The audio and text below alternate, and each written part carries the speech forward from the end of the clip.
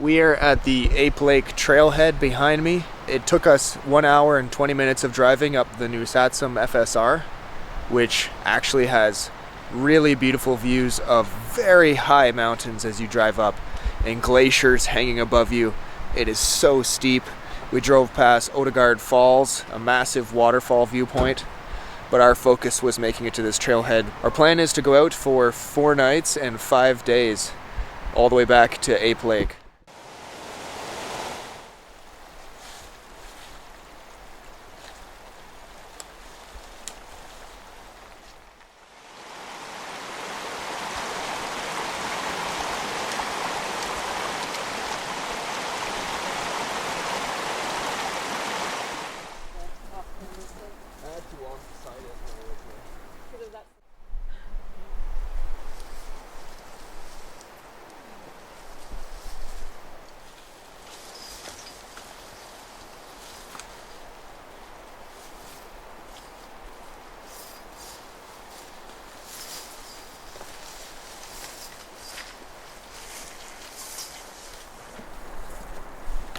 I ended up getting it.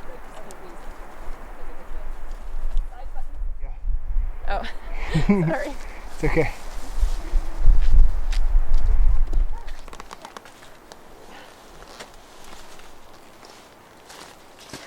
Nina. You gonna get off this one? No problem.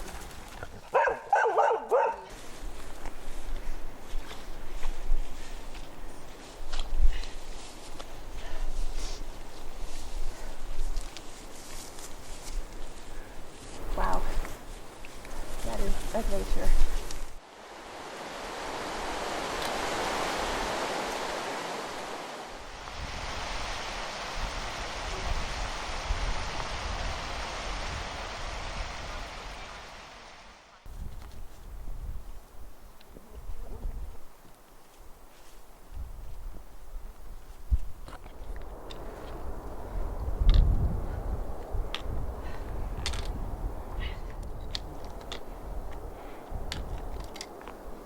We're here on this exposed slope full of vegetation that we have to cross over, and as you can see, it's got a bit of a drop below it.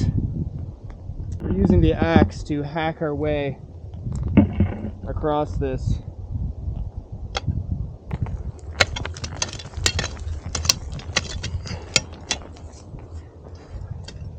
Look at that. Hey Needs, how you doing?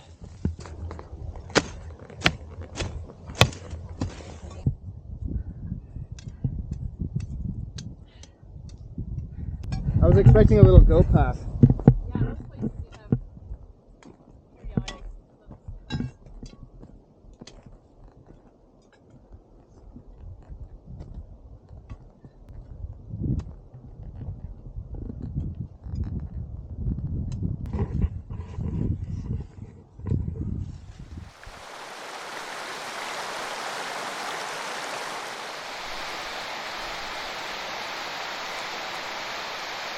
Wow.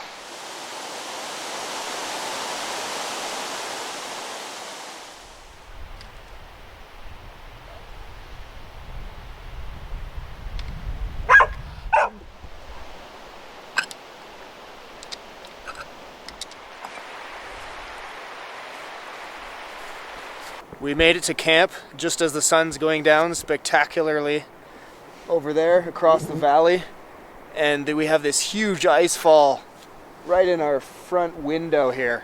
I don't think I've ever camped so close to an ice fall. Right there, it's huge, big blue ice, and we've heard some pieces come down, although I don't think we'll hear too much tonight.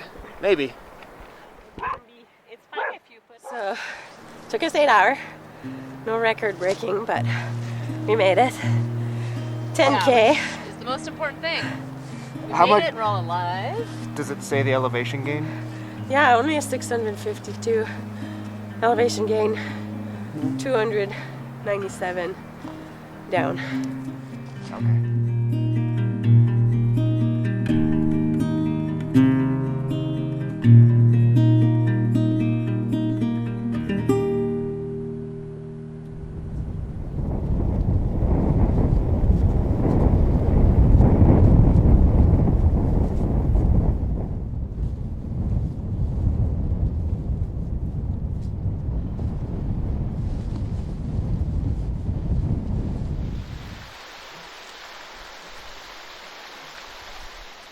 On the second day, we started early to get going before it became hot, and because we still had a lot in front of us.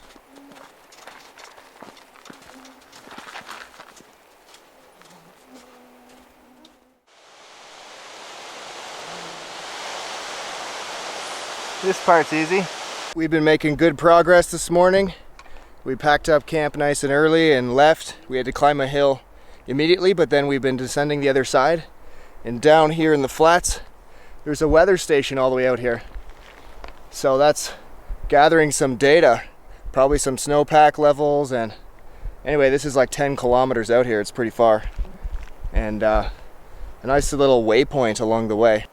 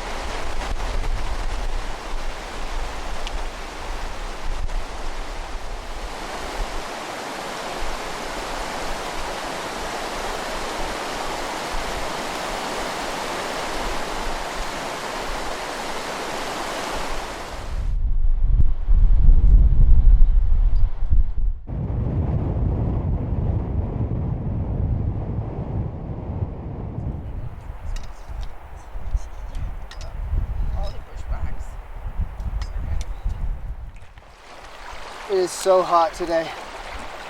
Just so hot. Even though I'm staring at glaciers in front of me, it's roasting down here.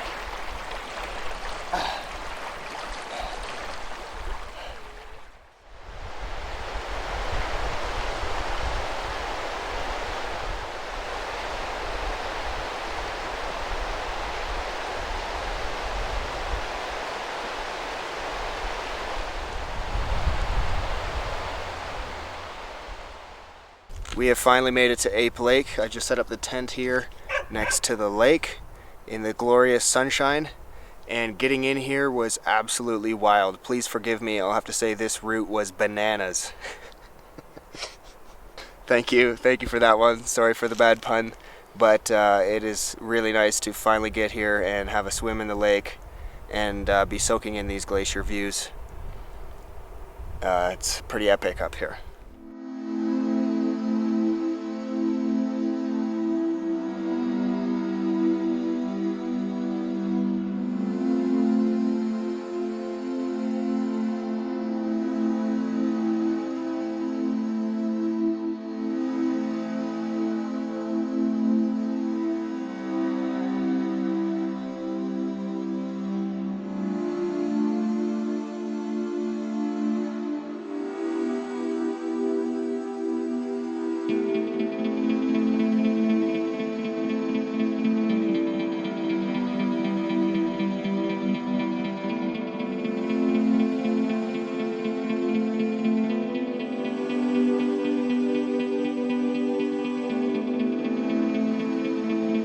The landscape around Ape Lake is massive and makes one feel small. Considering it took us 2 days to get into this place, the distances really are larger than they look.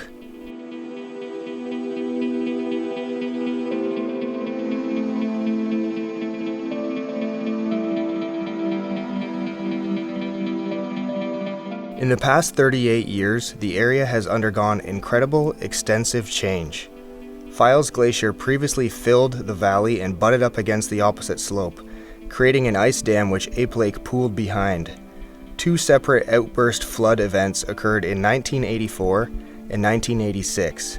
A subglacial tunnel formed under the Files Glacier, which then rapidly released the lake in less than 24 hours. Imagine 55% of Ape Lake, or 46 times 10 to the power of 6, cubic meters of lake volume flooding down the Noack River Valley to the west. The destruction would have been powerful to witness. Enormous boulders and glacial till would have been transported far downstream, removing all vegetation in its path. Reading the paper published in the Journal of Glaciology is fascinating and so interesting. I'll link it in the description.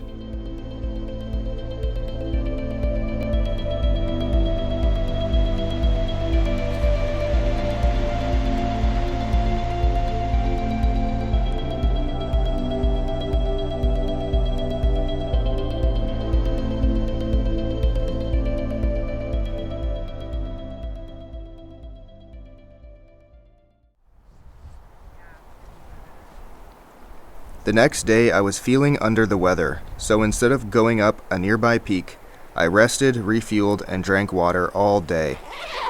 2 of our group were feeling fine and crossed the river to hike up the unnamed hump between the glaciers. I would have loved to see more of this special area and get up close and personal to the glaciers, but recovery was essential to make the return hike out. It is a gray, cloudy morning, and I'm just sitting in the tent, forcing myself to eat oatmeal, forcing oatmeal down, because we are packing up and starting to hike back today, and hopefully it's not too rainy. It's kind of on and off drizzle at the moment. As you can hear, I'm super stoked. What a beautiful morning. Good times. Oh yeah.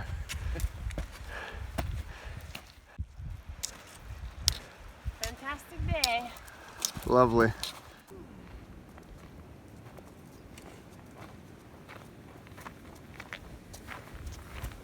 And the dog.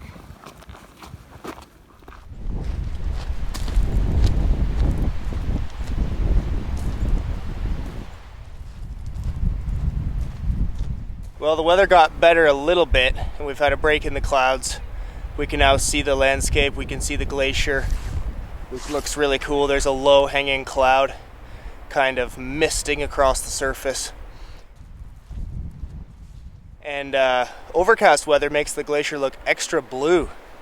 The camera doesn't really show it very well, but that glacier is just so blue right at the toe of it.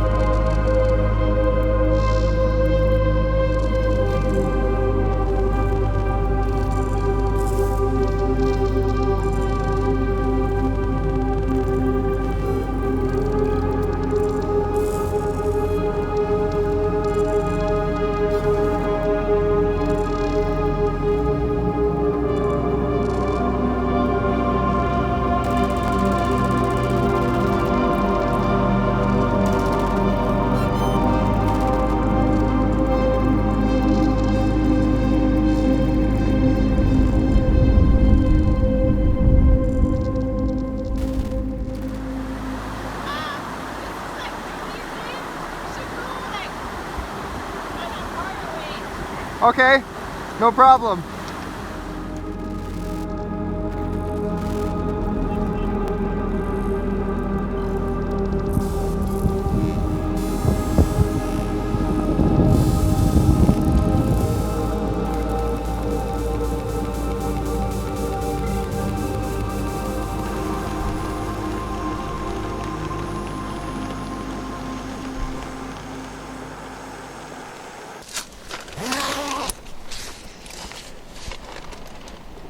Nina, hi. We have woken up in a cloud, 100% socked in, as you can see out here. and I am not looking forward to packing up a wet tent. Packing a wet tent is one of my least favorite things. We are getting a taste of the drizzly, wet coastal weather today. It's making up for all the beautiful sunny days we had earlier. It's very wet out there.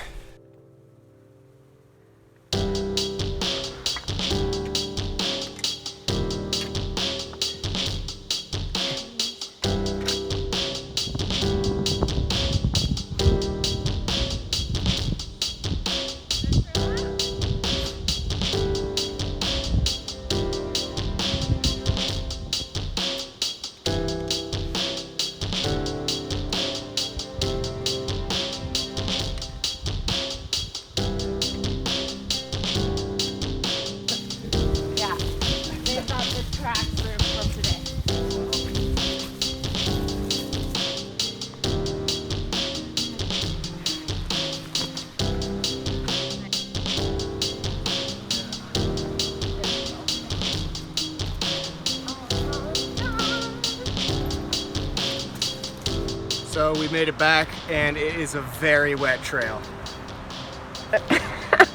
Okay, there's supposed to be water there. My boots are completely soaked, even though no water came out. I've just been walking in water for the past few hours. Get that on camera so I remember. You gotta say it then. No more hiking. It's done. This is it. This is the end of my career. I am done.